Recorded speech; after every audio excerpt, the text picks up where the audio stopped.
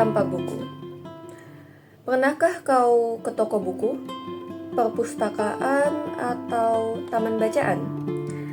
Tidakkah kau merasa istimewa ketika berada di dalamnya? Di sekelilingmu ada berbagai tokoh dari dunia nyata dan hayal, tempat yang pernah kau kunjungi dan yang belum. Informasi dan cerita dari masa lalu, masa kini, dan masa depan, semua terpadu. Semua berada dalam genggamanmu. Saat berada di antara buku, tidakkah kau merasa menjadi raja dan ratu? Ruang dan waktu seolah menyatu tanpa batas. Kau bisa terbang, melintasi sekat negara, dan melewati berbagai zaman.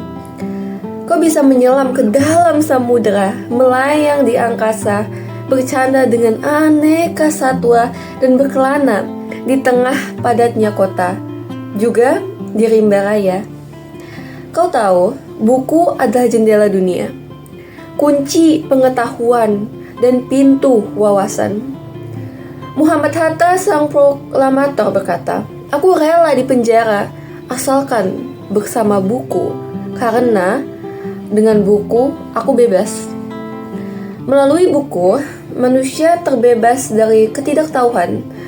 Tempat-tempat yang dipenuhi buku adalah harapan berkembangnya pengetahuan dan wawasan. Apa jadinya jika kota tanpa buku? Pantaskah dia disebut kota? Di kota itu mungkin kabar datang dari sumber lain, dari koran, televisi, atau internet. Mungkin informasi dan cerita datang dari cerita nenek moyang, bagai dongeng-dongeng sebelum tidur. Irama warganya pun tiada beda.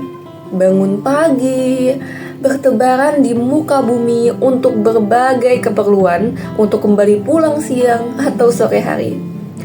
Setelah itu, mereka berangkat tidur dan mulai lagi hari berikutnya. Serupa semua. Di kota itu mungkin ada bangunan bernama perpustakaan. Di dalamnya buku-buku berderet dalam rak yang tak terjamah. Tiada tangan meraih dan membuka halaman demi halaman dengan sukacita. Mungkin juga ada tumpukan buku di sudut-sudut sekolah, tapi sepi dan berdebu. Jarang dikunjungi, jarang dibaca. Buku-buku di sana teronggok tanpa nyawa. Bagaimana dengan kotamu? Mungkin kau tinggal di tengah kota yang megah, atau di gang sempit, di desa terpencil, di sisi pesisir, atau di kaki gunung. Adakah perpustakaan, taman baca, atau toko buku di dekat rumahmu? Jika ada, apakah tempat itu menjadi wadah perkumpulannya anak-anak dan warga? Menjadi pusat perkembangannya wawasan dan pengetahuan, atau hanya jadi pajangan? Maukah kau menjadi orang yang menghidupkannya? Kau bisa mengunjunginya dan mengajak teman-teman membaca dan berbagi cerita di sana.